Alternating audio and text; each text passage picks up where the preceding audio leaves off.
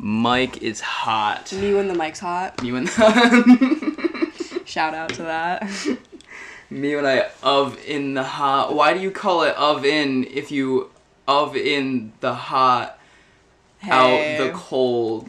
Hey. Why do you call it hot Mike if you I don't want to do hot this in the right now. cold out of the hot? Okay, welcome back to Uncontained Multitudes. My name is Meg. My name is Jeremy. This is episode 52. Holy fuck. Hell yeah. Oh yeah. What's been new with you, Meg? Oh, I think I went through an entire karmic cycle in the past 3 weeks. I got really ill. Holy shit, where did she come from? One of the cats just appeared out of a corner. Didn't know she could even be back there. Emerged from out She literally behind just the couch. clawed her way out of some deep dark hole. She's exploring. Yeah, no, I got extremely ill, and I don't go to the doctor, but it was day 4 of a really bad fever, and so my ass had to go to the doctor, and they were like, we don't know what you have, and I was like, okay, and they gave me a shot in my arm.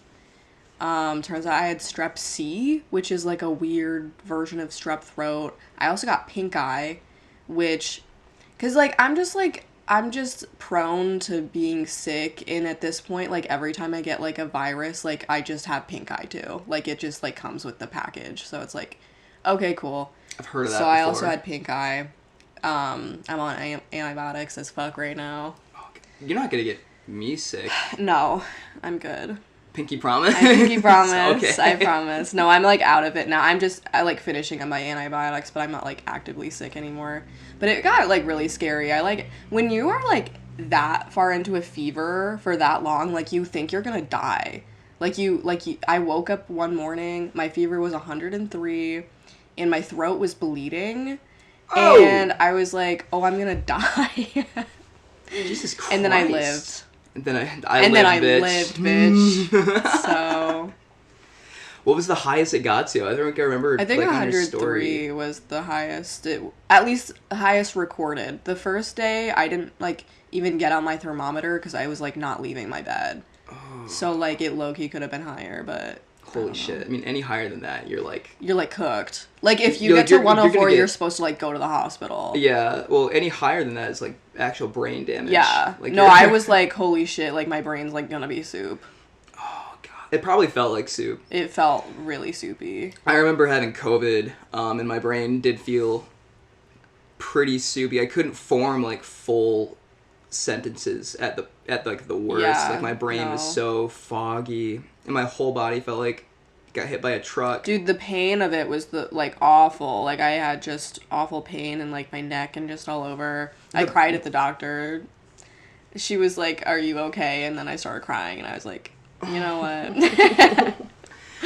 The pain, having pain while you have a flu or an infection like that is so bizarre, because it's a terrible pain. It's awful. You feel so stiff. I was lying on my bathroom floor you know what, just take me now. It feels like you got hit by a car. It doesn't make any sense. You are stiff. You have trouble walking. Yeah. I'm not surprised you couldn't leave the bed. I bet you had trouble moving your muscles. Dude, it was awful. But literally, I'm fine now. It's crazy how you can almost die and then you can just be fine. Not that I almost died. I didn't actually almost die, but I really thought I was going to. On the bathroom floor, Mentally. Lord take leave. No, and that was a couple days ago, and now you're podcasting. And now I'm chilling, and now I'm podcasting, so now it's fine. I was off of work for literally a week, which is bad, but was also kind of awesome. The thing about that, first of all, you don't get PTO, you don't get sick days, do you? I had some sick days. That's really nice. Legally, you have to have sick days now. So oh yeah, it's a new law in Michigan. Yeah. Congratulations. Thank you. It's obviously a lot less than I would have made because I usually rely on tips quite a bit, but yeah. I got a little something. It's a little something, yeah. And also when you're sick, actually sick, and you need to stay home from wherever you would find yourself, class or work, you're so sick that you can't enjoy the day. If you want to watch something, you can't pay attention. If you want to play a game or something, can't you can't hold your attention span for long enough to play the game. All you can do is just lay in bed and suffer. No, I kept just, like, starting Dan and Phil videos and then just falling asleep. Like, I was just, like, having fever dreams about, like, Dan and Phil, bro. That's awesome. I rewatched a lot of old YouTube videos. That's really special. A lot of Jenna Marbles. That's my comfort show. Jenna Marbles YouTube videos.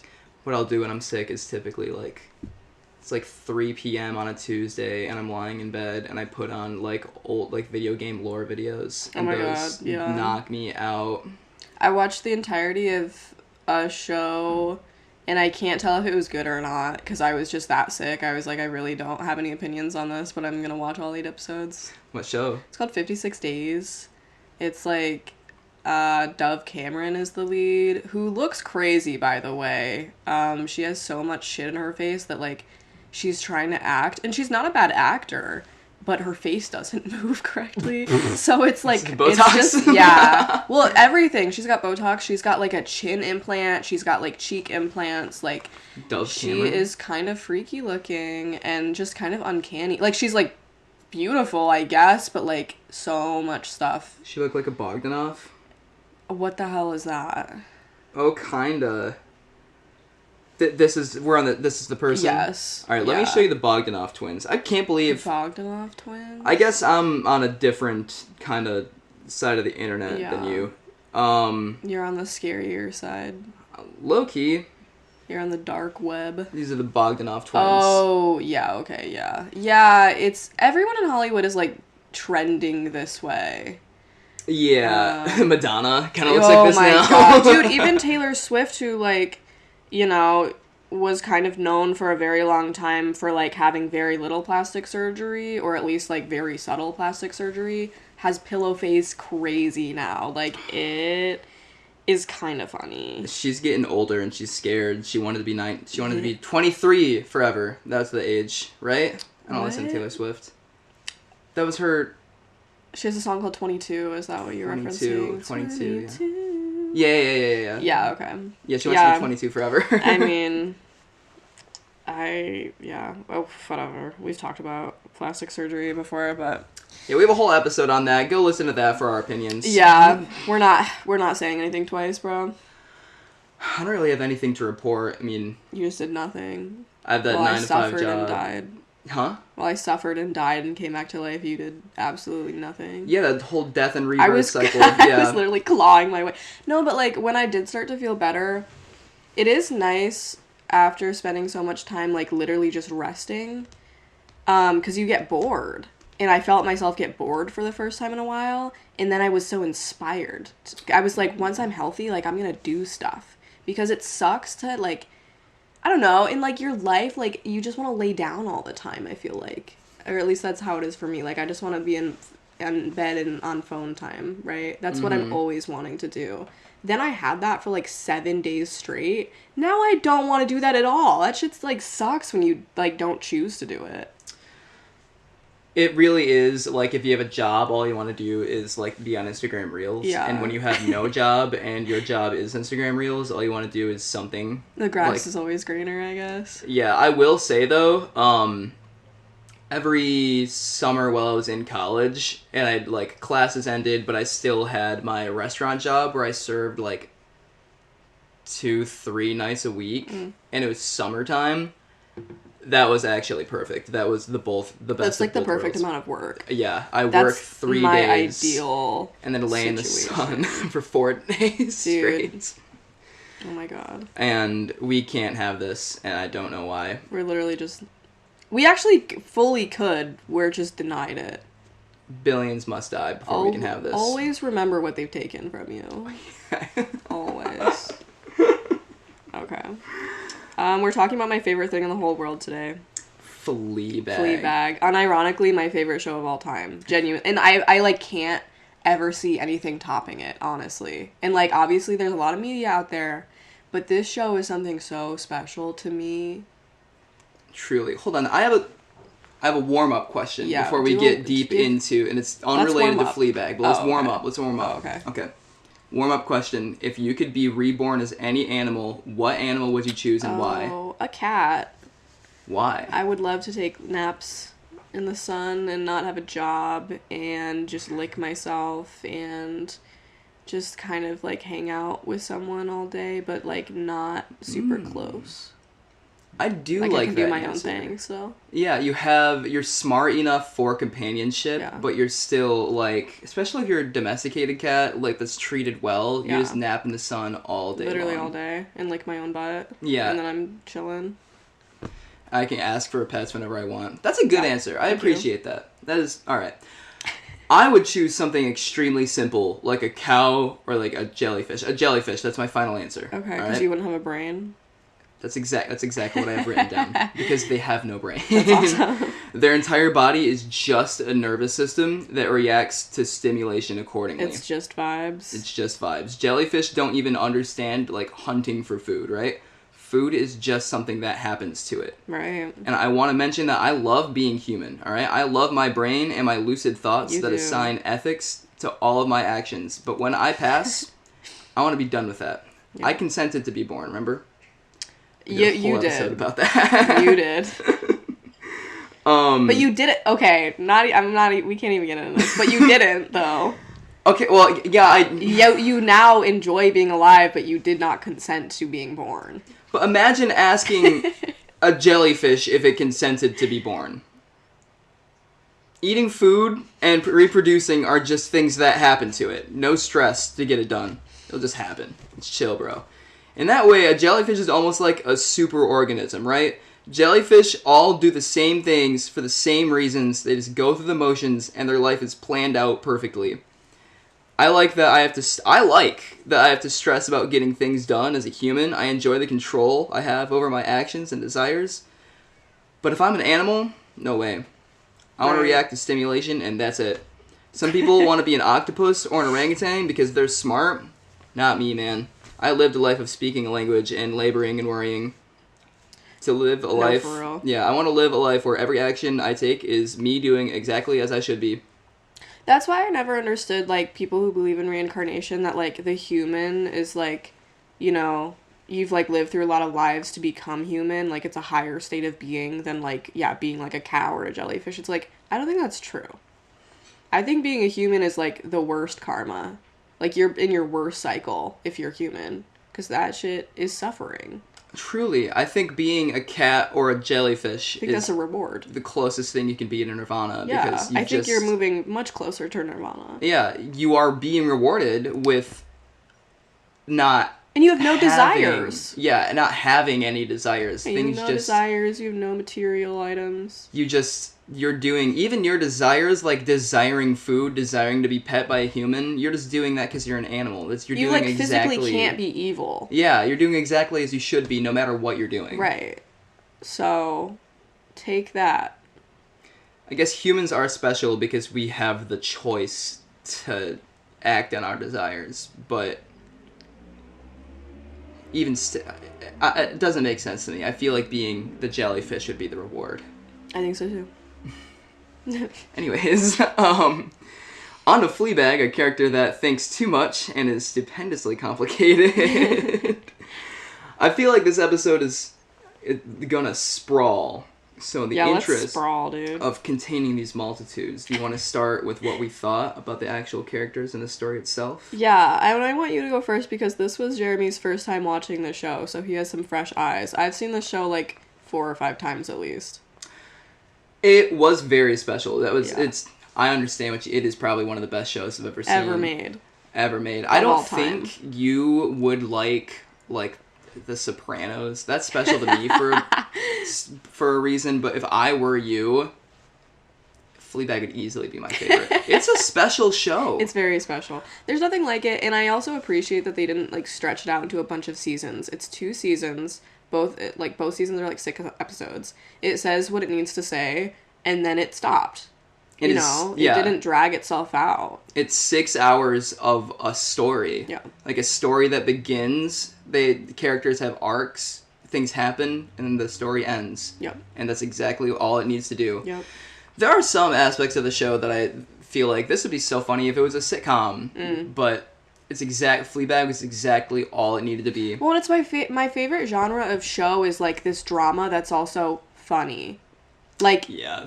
you know, because I don't want to watch something that is so serious that you don't even get to, like, breathe, because that's not real. You know what I mean? Yeah. I love something that is, like, balanced between the serious and the funny, because that's, like, real life, and, like, it tells a much more human story, and this does that so masterfully, like, the balance between, like, funny and awkward and serious and sad, and, like, yeah, it's just awesome. I'll touch on this a little more, like, in the actual script, but this story, everything that happened in that story is so realistic. All those things really happened to a person. Like, everything is so...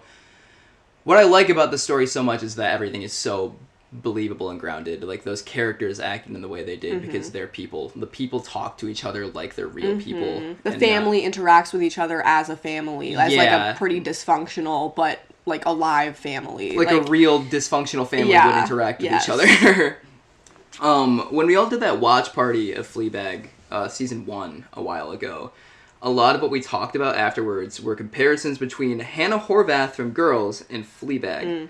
How, on the surface, if you meet these two wonderful ladies, you'd think they're kind of the same person because you're not following them around with a camera, or in Fleabag's case, they aren't narrating their thoughts to you. These characters are obviously quite different. From what little I've seen of Girls, I can say confidently that Hannah Horvath's quirky mistakes all seem to stem from a place of cluelessness, like she kind of doesn't know how a house or a job or a friendship works, and just kind of does non sequitur things, at least in our eyes. Just like a naivety. Yeah, and only realizes what she even did once she's reeling from the consequences of it. Compare this with Fleabag, however, whom is a character that I feel performs every action with a human justified reason. Including her worst action. Oh, guys, I'm so...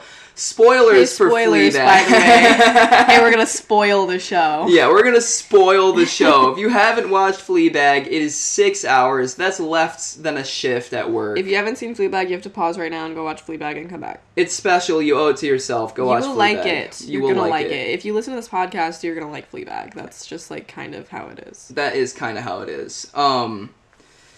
Anyways, including her worst action that sort of ruined her life and set up the show, sleeping with her best friend's boyfriend.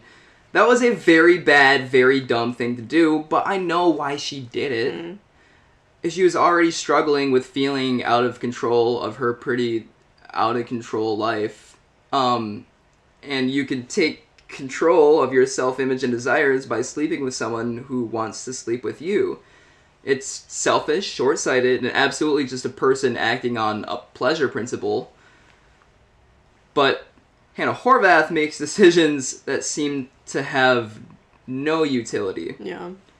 Making her an irrational economic actor that great economic theorists like Marx and Keynes and Adam Smith would rather just get exiled from society, if that makes sense. Just doing whatever. Just doing whatever. Jeremy and Sophie got into a very, very big fight about this and about which character is actually the worst person, because the argument here is that Hannah Horvath is kind of, like, unaware of the consequences of her actions, or, like, unaware of, like, how bad she's acting, whereas Fleabag is very aware and, like, just of herself and, like, what she's doing, and that she is, like, not acting, you know, correctly or whatever. This is a good place it was a big... Sorry, what? It was a big argument. Yeah. This is a good place, I think, to ask that question to you. That is the thing, because self-awareness is really, really important. I think having no self-awareness is a special type of evil, because it's like, man, you can't even begin to, like, redeem yourself if you cannot even acknowledge that you've done something wrong. Whereas being super self-aware and analytical of the self is like, if you're doing all that, but then you still act crappy, then that's bad, because now you're aware of how crappy you're acting. However, I do think it is a step towards redemption. It's like, you know, 1 foot forward. Obviously, if you stay on that step forever and just continue to, like, indulge your worst behaviors whenever you feel like it and you're aware of it, like, yeah, that does make you a crappy person. But it's kind of a necessary step to be at if you're gonna climb the stairs of being a better human being. Do you think Fleabag is a girl interrupted? Ooh, well, let's define a girl interrupted, shall we? Let's get... If I recall from our Girl Interrupted episode... I love doing episodes where I'm just like, I'm gonna talk about my favorite movie and my favorite show, and...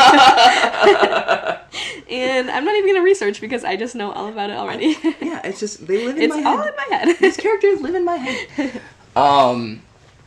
It was kind of somebody who writhes in their own suffering and intentionally gets worse because they feel like they then have more control over their life. Yeah, I by like that doing definition. so. Yeah, I absolutely think Fleabag falls in that category, at least definitely in the first season. Like, I think we see a lot of growth in the character between the first and by the end of the second season. But definitely, like, she's absolutely spiraling and making the worst choices possible, and does that for quite a long time, because what the fuck else are you gonna do? When you hit rock bottom, and there's literally no one left, like, her best friend died because of what she did. Indirectly, obviously, but still. It's like, yeah, you're probably gonna spiral a bit and make yourself worse, because there's no point, or at least there didn't seem to be a point in being better. Who are you going to be better for? Your best friend who's dead? The family who, like, doesn't understand you or really care that much about you? Yep. Yourself? No, you hate yourself. You killed your best friend. Like, you know? Yeah. A huge part of this is that she hates herself so bad. She hates herself real bad. I kind of don't think she's a proper girl interrupted. Okay. Well, I think she's maybe a girl interrupted and then the girl continued. Girl continued, yeah. Girl put on pause. Girl paused. Girl pause. Girl pause and hit play again.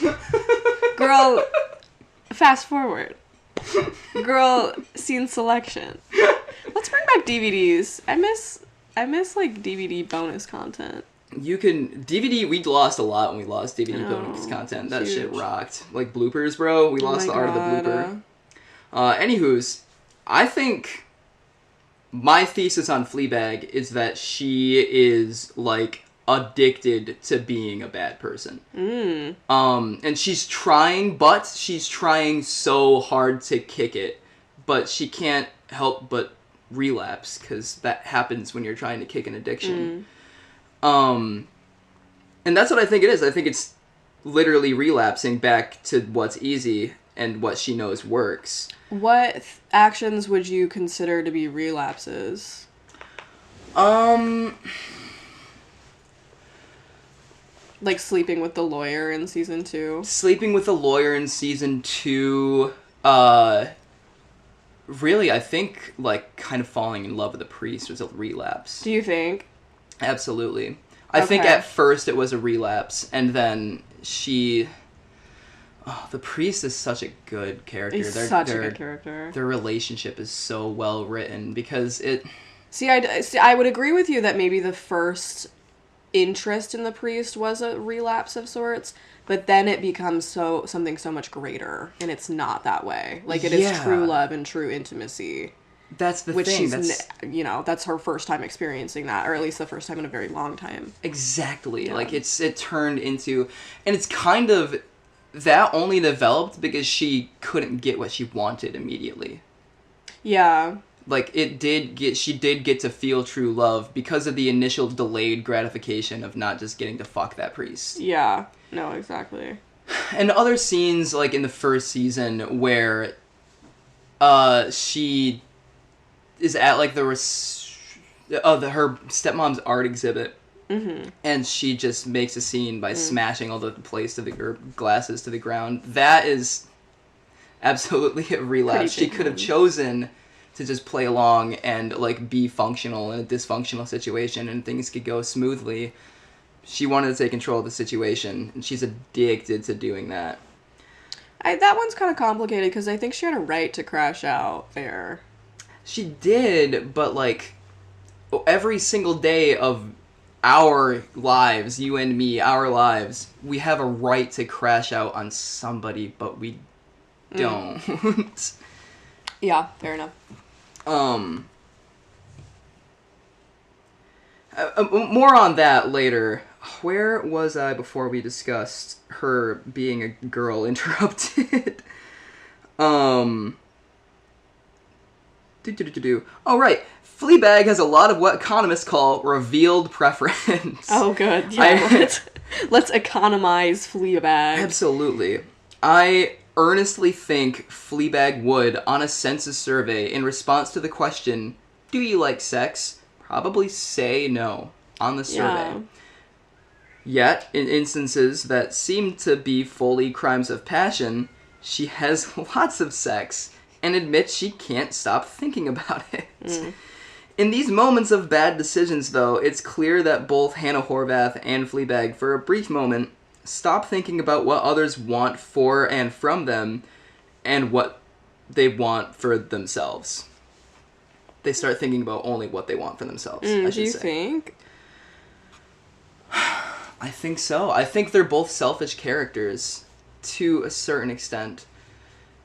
I don't disagree with that, but at least how sex functions in Fleabag, it's not really about, like, the sex at all, or, like, what she, like, actually, like, sexually desires. It's just kind of, like, a game. It's kind of like, can I win this? Can I get this person over to my house? Like, can I, like, complete this mission? Can I discover what they're like during, before, and after sex? It's kind of like, it's not actually about the sex. It's not about pleasure or desire.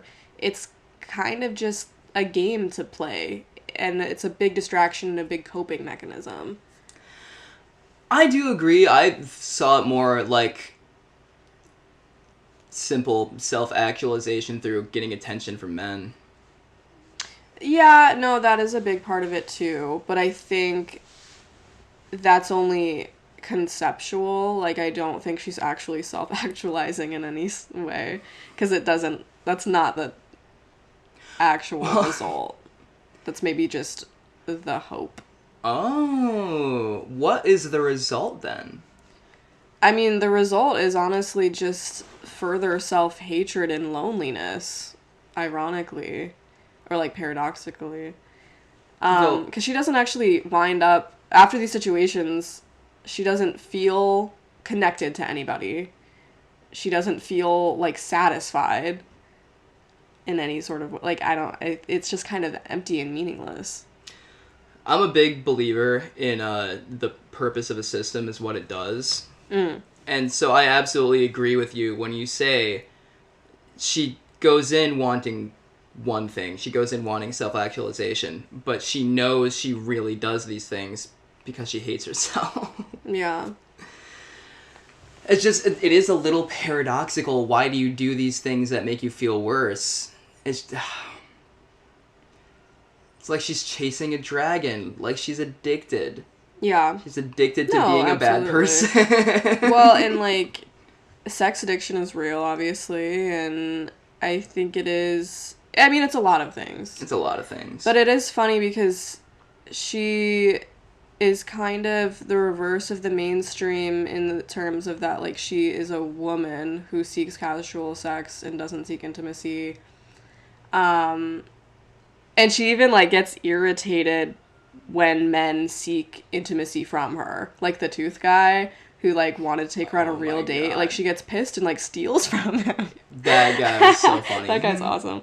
But then, paradoxically, she also gets upset when they don't fall in love with her. Like, the motorcycle guy, when he, like, is like, I need to talk to you, and then she thinks he's, like, gonna confess love for her, and then he actually is like, I just realized I'm in love with someone else.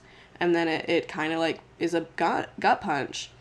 So it's weird. It's like she wants to be wanted, but she doesn't obviously want them back. Not in any real way. She's just kind of playing the game and just going through the motions, doing whatever she can to, like, fill her days, honestly. Like, I think part of it is the factor of just entertainment or just filling time. Absolutely. And to me, that sort of reads as her getting having her cake and eating it too. She gets to get all this attention and sex and validation from men whenever she wants to, and she doesn't have to put in the effort of a serious, intimate relationship. Right. Well, and that would also terrify her because now she knows that love and intimacy can end, and it hurts. Obviously, it like ruins your life for like a real intimate connection to end the way that hers and Boo's did. Yeah. Which is very interesting. She does seem to actively avoid, for most of the season, or for most of the show, intimate relationship, like any sort of romance whatsoever.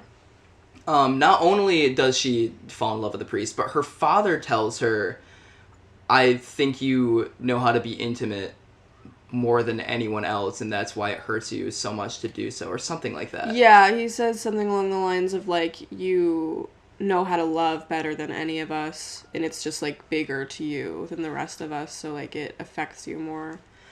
Which I think is, like, a crazy line. Yeah, what do you think that means? Banger line. Like, in the context of her, and especially, like, her inability, or in the context of her, you know, wanting casual sex from men, but not wanting to give any effort to have a relationship with people. Why is she so choosy? I mean, I think fear mostly. Just fear of having something real, putting in the effort, and then still failing. Which I think is, like, the case for many people. Many such cases. Many such cases.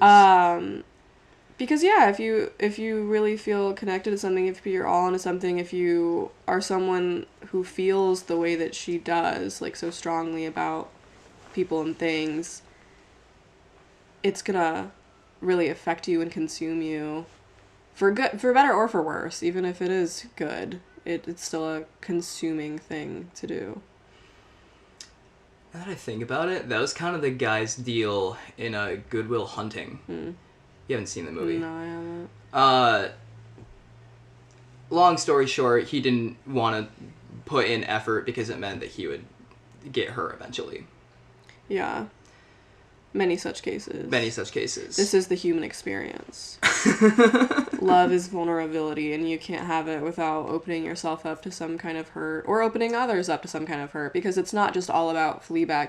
Ironically, Fleabag is a pretty selfish character, but also not in the sense that she doesn't want to be in an intimate relationship because she is terrified of hurting someone the way she's hurt Boo. Again. You know, She knows that her actions have consequences, dire consequences, and she can't live with herself knowing that, like, she affected someone that she loved like that. Yeah, and sort of a belief that because she hates herself for reasons that she thinks are valid, and she thinks that she should not inflict herself upon anyone else. Yes, yeah. She's, like, this burden, and she'll only, like, cast herself off to people who she kind of knows almost deserve it in a way. Like, she's not seeking out, like, fine men to do this with. Like, she seeks out, like, the weirdos and the assholes and the shallow people. Because she knows that, like, these people she's not gonna hurt. Yeah, they don't matter. Yeah. They're not going to stick around. Maybe her big ex, Henry, who was kind of, like, a sweet, nice guy, and she had that on and off thing with... He was... But he was also still kind of an asshole in some ways.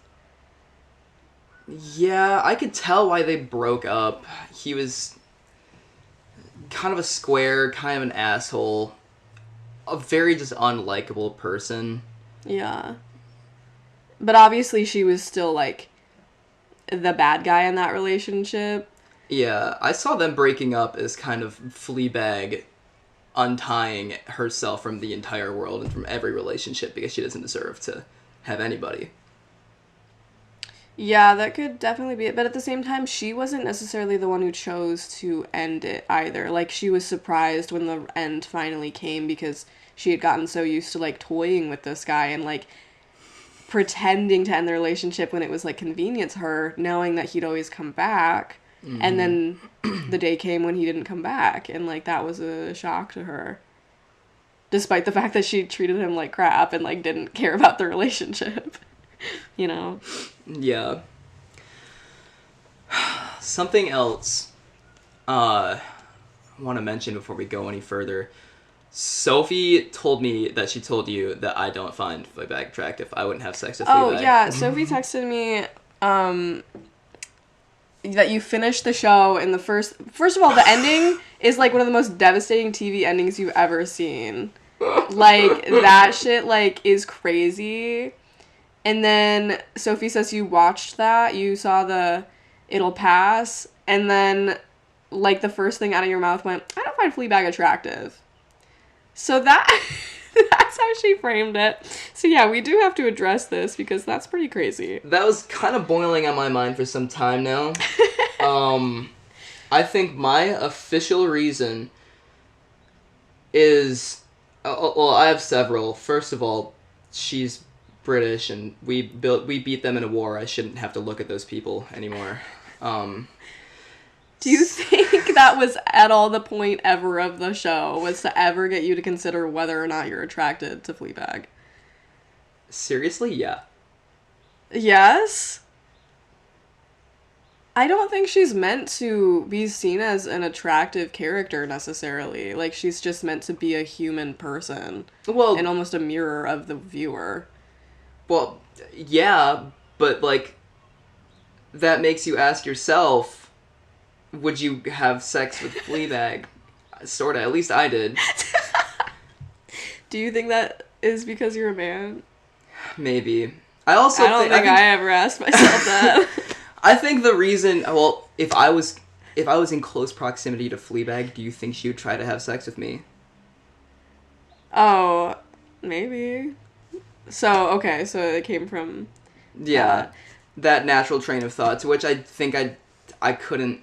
I also, maybe I know too much about her just right now. Do you feel like it was the timing of how you said, when and how you said it was evil?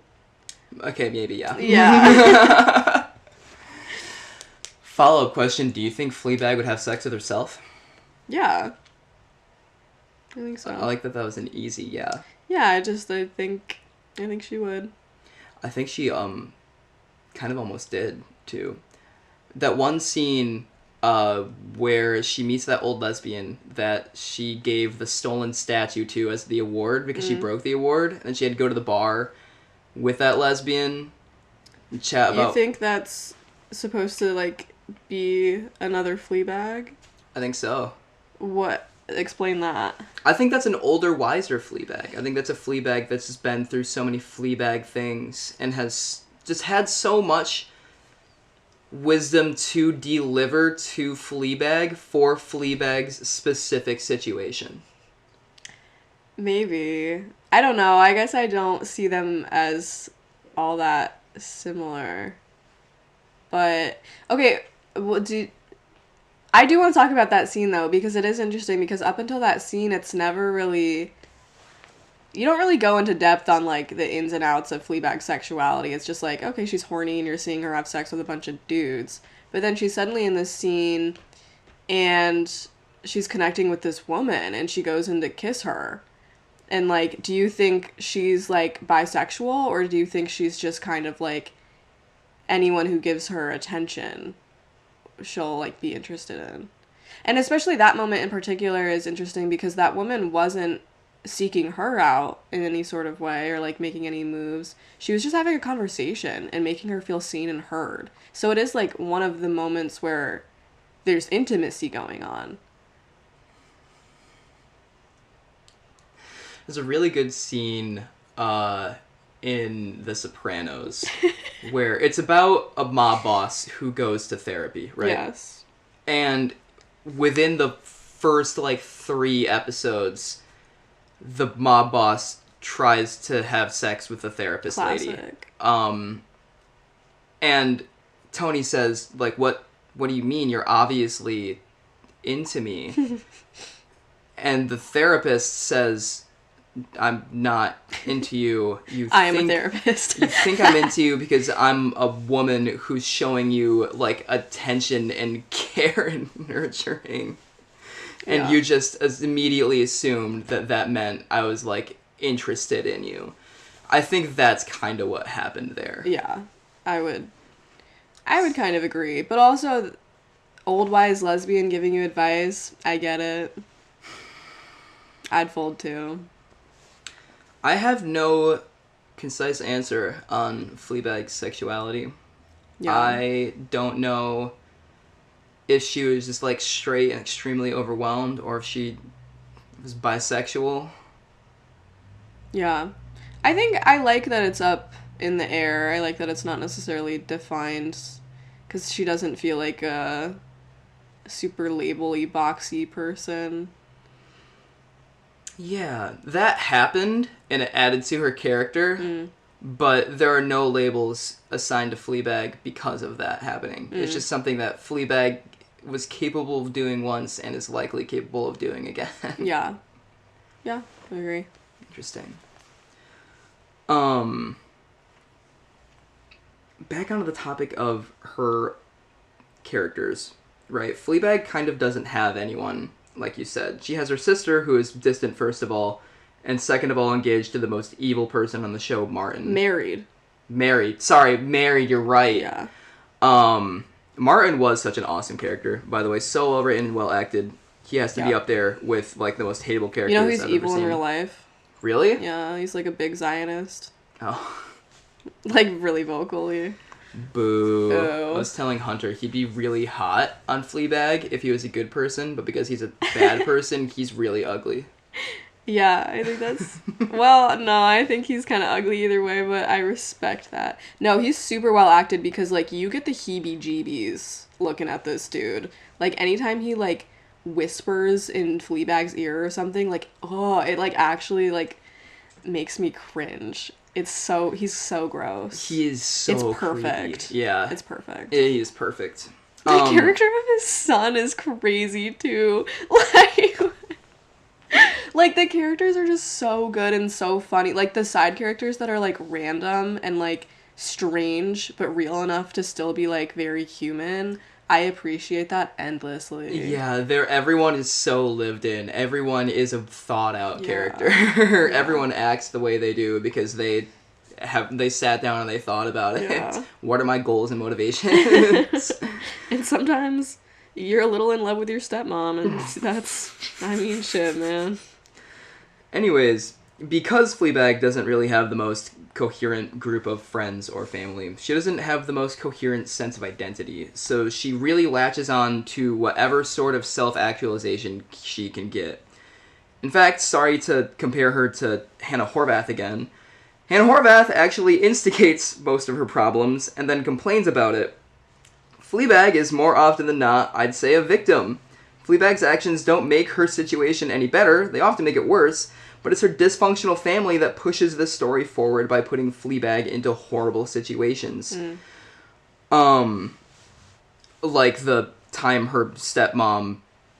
Hold on. Likewise, it's fun to watch the scene where after her soon-to-be stepmom, whom Fleabag already hates, sticks a name tag on her and forces her to be an employee at her bizarre sex-themed art show, Fleabag causes a scene and ruins her stepmom's big night. To everyone watching, you're like, she's so crazy for that. She's making everything worse. God, if she just played along and licked some boo, everything could have been somewhat functional. But on the other hand, God, that's what I wish I could do. I wish I could have valid crash outs like that. Fleabag is being perceived exactly how I would want to be perceived right now. She is, when she relapses onto doing bad things, still controlling her narrative, still acting on a pleasure principle, still kind of trying to... Well, it's cathartic. It's cathartic, to, like, yeah. Watch her crash out, because it's like, yeah, girl, like, that's not socially acceptable, but damn, you did deserve to do that.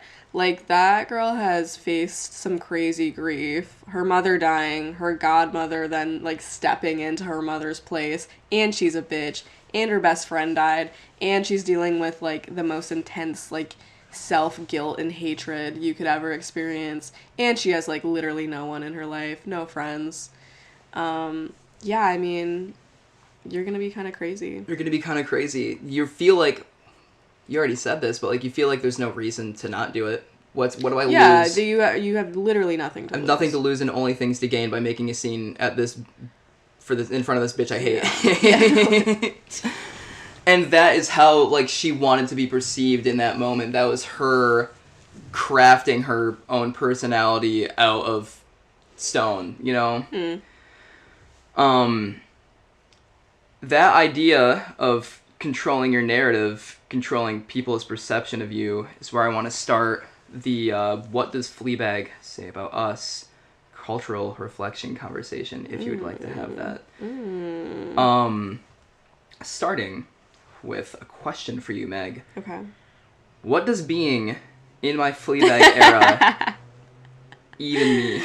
Even mean. Well, obviously this is a phrase that got so TikTokified, and just kind of, you know, just taken and made into something completely separate from the show. Like, it kind of took on a life of its own. Because the thing about Fleabag is she has a redemption arc, and by the end of the show, she's a good person. And, you know, just makes, like, really big strides. And so do, like, the people around her, too. Like, they're developing along with her.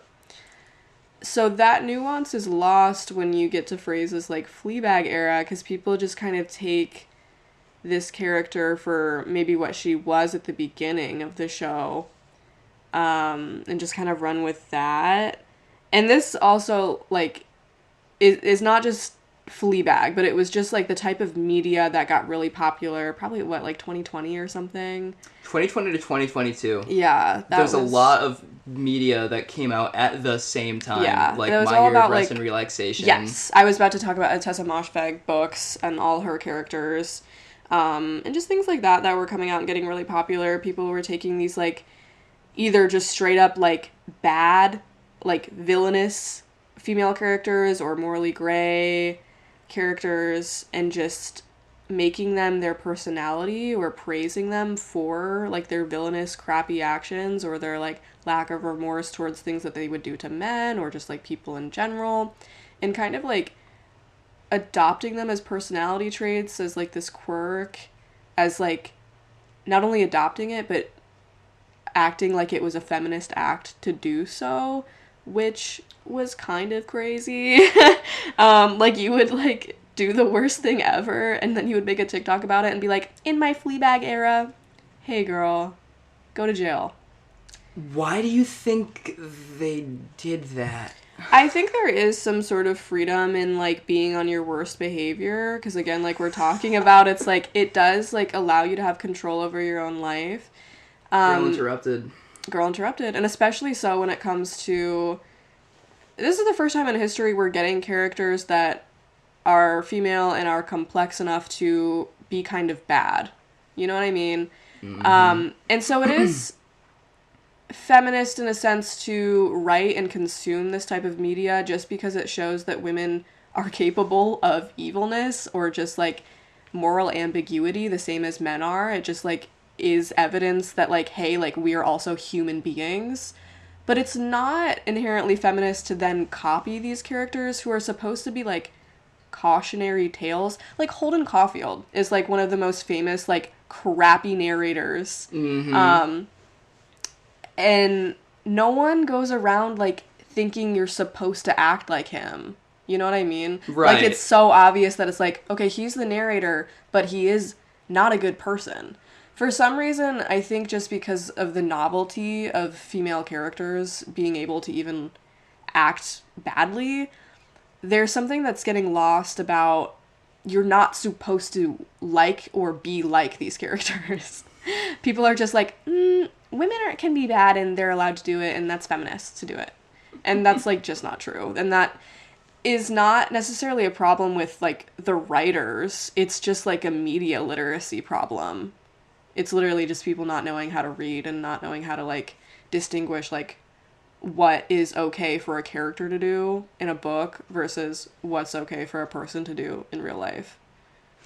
Which is so funny because I get that with some other characters, like Girl Interrupted, but Fleabag, she's kind of hopecore, bro. She's literally hopecore. You guys ruined our hopecore. You guys, like, she starts off bad and then becomes a better person, and the ending, as heartbreaking as it was, she didn't get what she wanted, but I kind of do think she got what she needed. No, that's literally it. It's like a very bittersweet, very important ending. And people just kind of like watered it down and like ran with the phrase.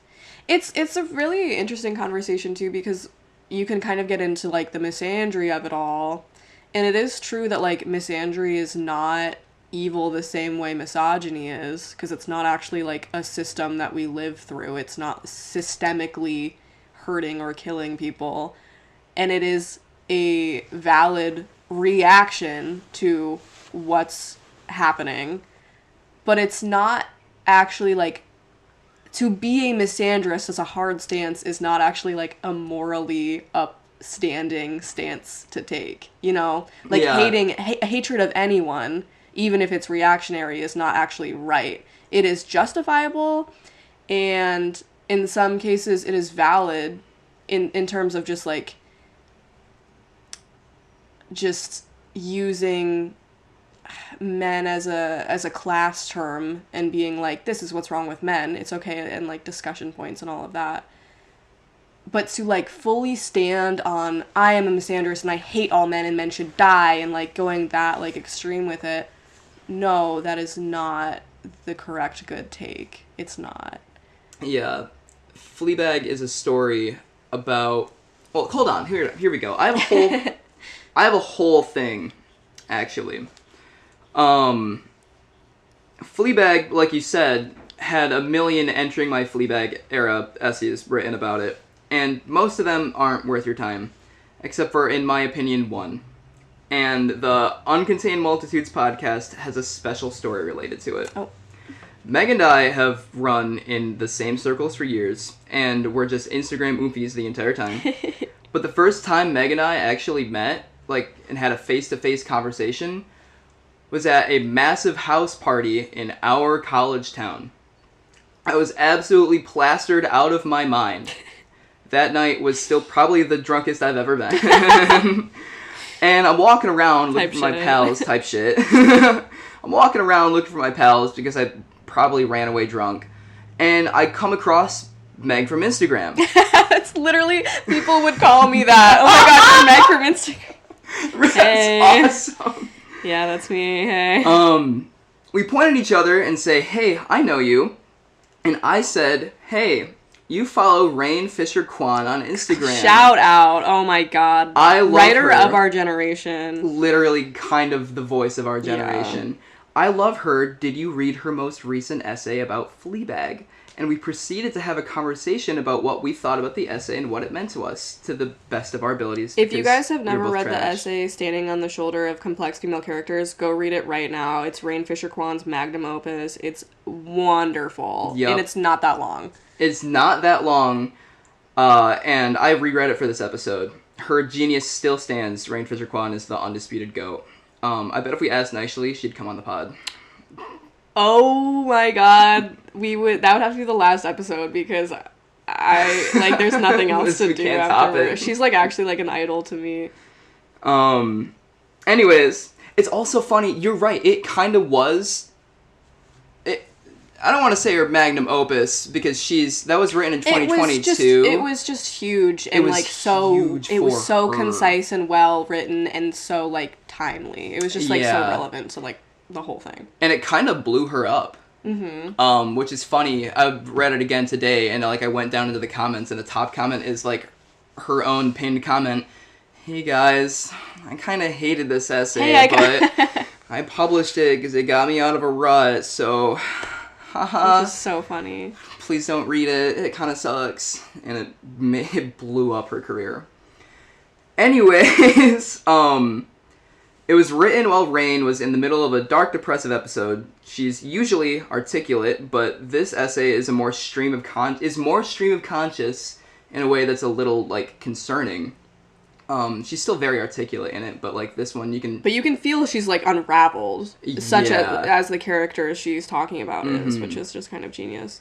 In this essay, she discusses what she's feeling and why, but also what she's doing to contextualize it, which is important. Like, that's what the whole essay was about, like, why she was thinking what she was thinking. One quote from the essay reads, "As I have become increasingly unwell and increasingly visible in equal measure, I've been forced to confront my relationship with my own sickness. It's easy, as a woman, to compactify illness into a consumable package, to whittle at the edges of pathology until it becomes little more than smudged eyeliner and wild sex.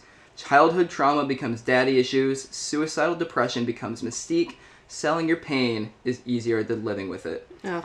Which she follows a few paragraphs later with, "Like the great mad women before me, I am spiraling into manic depressive chaos in a way that I will inevitably romanticize regardless of its material consequences, and self-mythologizing until I can make that feel like a good thing. I'm not unwell or self-destructive or entirely unbearable. I'm in my Fleabag era." We rationalize our own suffering through the romanticization of those who have suffered before us, and, in turn, we provide a blueprint for the hot girl suffering of those after. We commodify that rationalization through the era-appropriate medium. This is a cycle, apparently, that never ends. She goes on to explain that all she sees now are people contextualizing themselves through pure consumption, to the point where the clothes you put on every morning don't reflect an individual. They reflect an already established character archetype that you are striving to signal that you are. In 2022, if a girl wore Brandy Melville, say that 10 times fast, it meant they liked Lana Del Rey and Sylvia Plath. Right. Rain asks in the essay, "If I can compare myself to just the right amount of things, place myself at the nexus of enough edgy, vaguely feminist media properties, will that eventually start to feel like actualization? I wonder what romantic love would feel like if I'd never seen a romantic comedy." Oh my god, that line sticks with me a lot. Followed by a succinct rationalization, "But oh, it feels so good to be understood, even when it's only as a caricature. Yeah. This feeling is real because I have something to compare it to. I am in my Fleabag era." Yeah. It's easy to see what's going on here. She's such a genius. She is such a genius. It's just so funny that... It's just, to me, being in your Fleabag was a character... Her whole story is that she struggles with identity. For me, that's what it was for me. And she finally felt what it was like to have an identity. She realized what she really wanted when she met the priest. Okay. She, like, kind of that thought. filled out her character in that way. And specifically, I'm referencing the booth scene where she, like, the confession booth scene. Oh my god, which the was an confessional scene. Insane scene. First of all, that scene's hot. Second of all, it's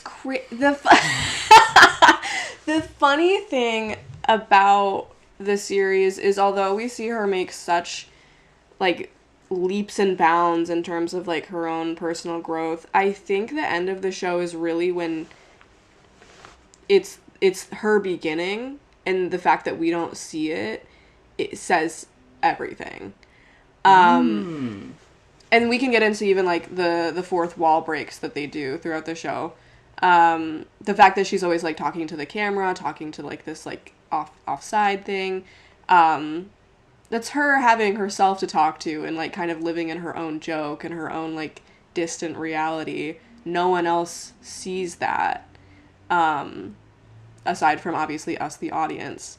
And then the priest kind of starts breaking that fourth wall. He starts noticing when she kind of, like, drops out of reality and, like, goes wherever she goes. And he's like, "What are you doing? Where are you going when you do that?" And it freaks her the hell out because she's like, no one's ever noticed me enough to ever, like, see that she does that. Yeah. And then the series... And then also in those, like, really high moments of chaos, like, at the end of, like, season 1, where she has that big falling out with her sister, the camera starts to, like, swing around, and she starts to, like, look into the camera and look really scared, and, like, all of that. It kind of crumbles. She kind of starts to feel her own perception on herself, and the guilt eats at her so much that's the shaky camera work there kind of reflects that. But then at the very, very end of the series, after the priest leaves, she's walking by herself. She leaves the camera behind, and she waves goodbye to us. She's waving goodbye to her own, like, perception of herself, or the perception that she kind of, I don't know. I get where you're saying, actually, yeah. Fleabag kind of created Fleabag to live in while she figured out herself. And so the very end of the series, the fact that she leaves that behind, I think that signifies that she's going to finally become herself. Yeah. You know, the fact that, like, we don't see it means that she's no longer having this detached perception of herself anymore. She's just going to be her and live in her world and her moment and, like, actually be there rather than kind of off in her own head. Yeah, she's done dissociating. She's done, like, kind of peering through her own life. She's facing the music now. Even though something just, like, kind of horrible happens to her at the end, she's, like, losing this love. She is gaining herself. You know? I think that is, like, the crux of the whole thing. Selfhood and the idea of, like, a higher calling. I think that is, like, the main theme of the entire show. Which I absolutely agree. Yeah, like selfhood, higher, belonging to something like bigger greater than the yourself. sum of its parts. Or like bigger than even love, even bigger than something you thought was really important or thought would be your calling. It's not always. Yeah, I couldn't have said it any better myself. Which is why in my Fleabag era kind of irks me so much, because God, if you really look into it, these people seem to, like, Rain's whole thing was the gripe with having a lack of personality.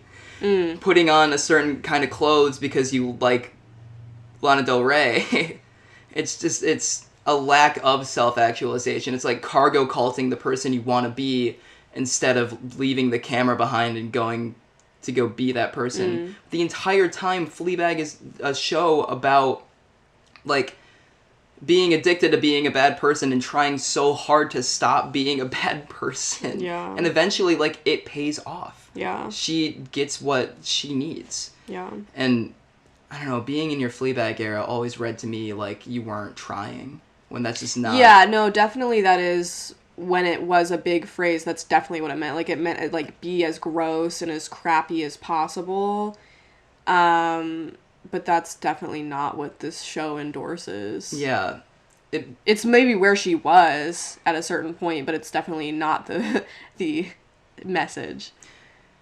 Like I said early in the episode, she was more often than not a victim of circumstance. Bad things happened to her. And, like, she did bad things in reaction because that was all she could do, and her life just sucks. Yeah, like, the worst girl you knew from high school would be on TikTok being like, I'm in my Fleabag era, and it's like, Stacey, you're just, like, bullying people. Right.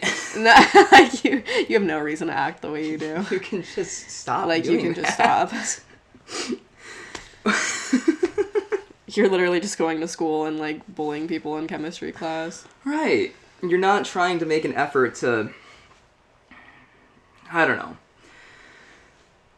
The thesis statement of many of these in my Fleabag era essays was that we've all been a Fleabag at some point of our lives, which I do kind of agree with. Fleabag is easily the most relatable character I've ever seen in media.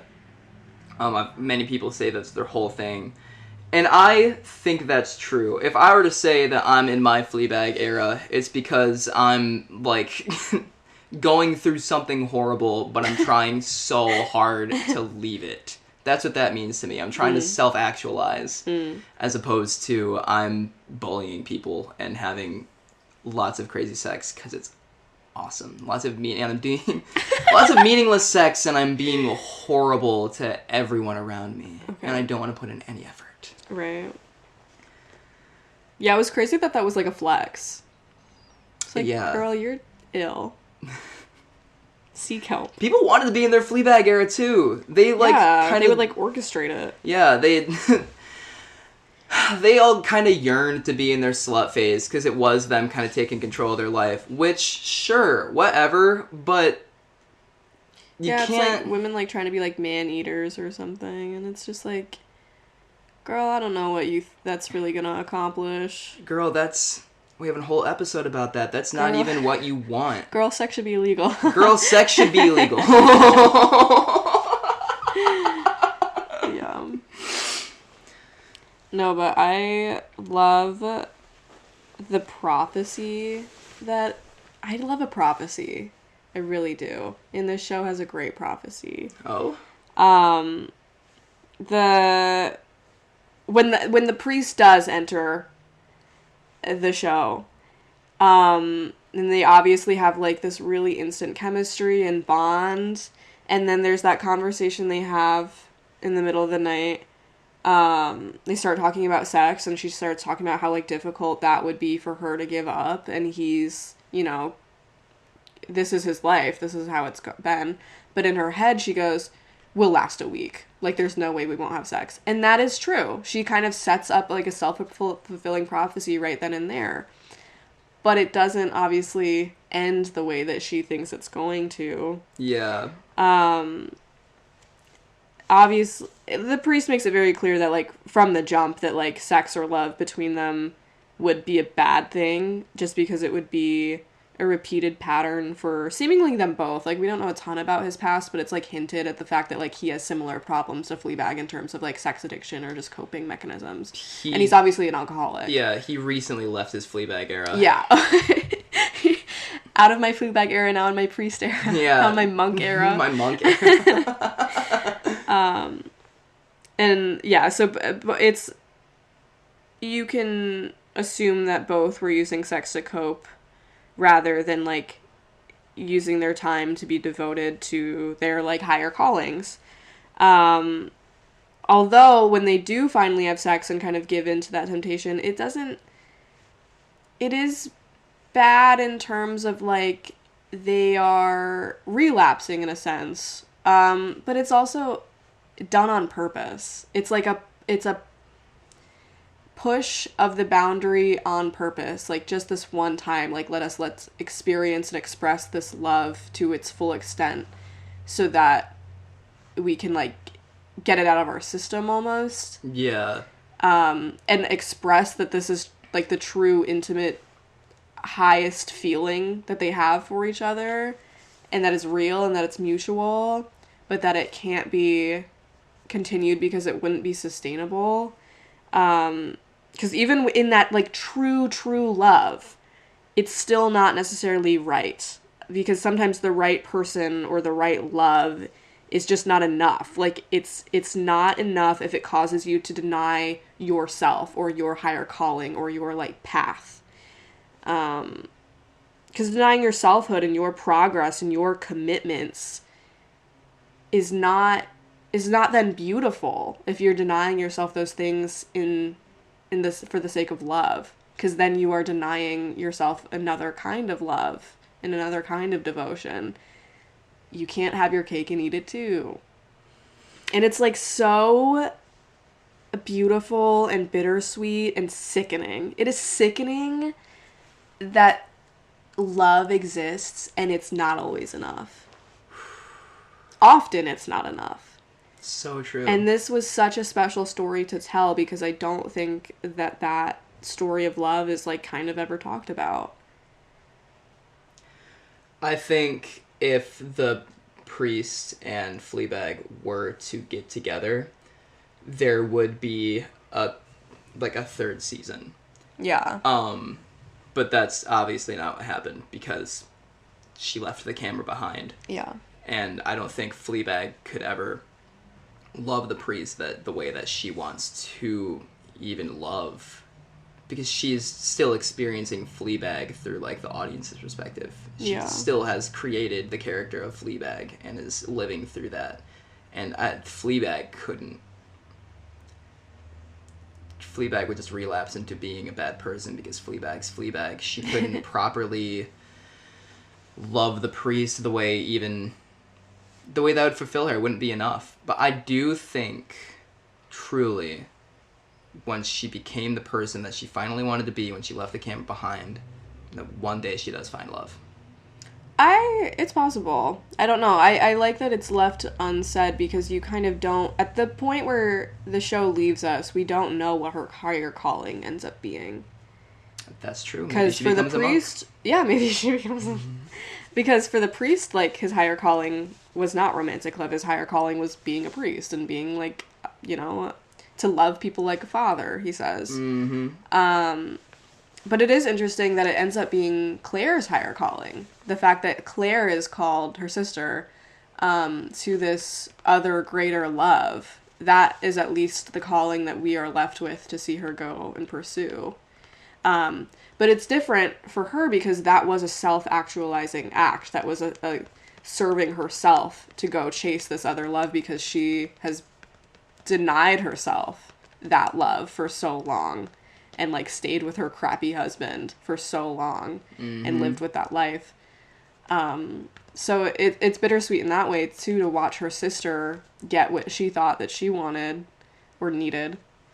And it is what she needed in a sense, because I think she did need to understand that love and connection and intimacy was possible and out there. Because she spent so long being alone and being crappy and, you know, all of it. Ugh. It was a good show. So good. I don't know that I have much more to say. Yeah. Yeah. I mean, I could kind of talk about it forever, but I think we touched on a lot of the big things. I do like to believe that maybe she didn't find love in the traditional sense. Maybe she didn't find some man or woman, but that she definitely did fall in love with a higher calling. And maybe that end is, or like maybe there is no end. Maybe she is just in constant pursuit of something very, very high and unknowable and unintelligible. But she just constantly pursues and becomes more and more of herself every day. Yeah. Which was what being Fleabag for 2 seasons taught her to do. Yeah. I think that's true. They gave her the tools to do that. And I think that's a good takeaway, too, just to have as the viewer to be like, you know, there's not a concrete story after this. There's not a concrete ending for how Fleabag's life goes. Because it's like, well, now that's up to her and her, like, efforts, and that's true for the viewer too. It's like your life is gonna be what it looks like because of the things that you choose to do with it. And just like in real life, you know, if she had married that priest, the story, you know, wouldn't have ended. Guess what I'm trying to say here is you also need the tools to keep pursuing something for the rest of your life. You also need to self-actualize until the day you die. I also just love the quirks of the show in terms of, like, the fact that Fleabag doesn't have a name. The fact that the priest doesn't have a name. The fact that, like, there's literally just, like, a mythology going on with, like, the fox and the priest. Like, I love that it's, like, there's these weird little literary elements, but they don't make it feel like some weird fantasy story. Like, it still feels all so real and so well put together. And I adore Claire as a character. I think their, like, sister relationship is so fucking funny and, like, perfect in the way it's written.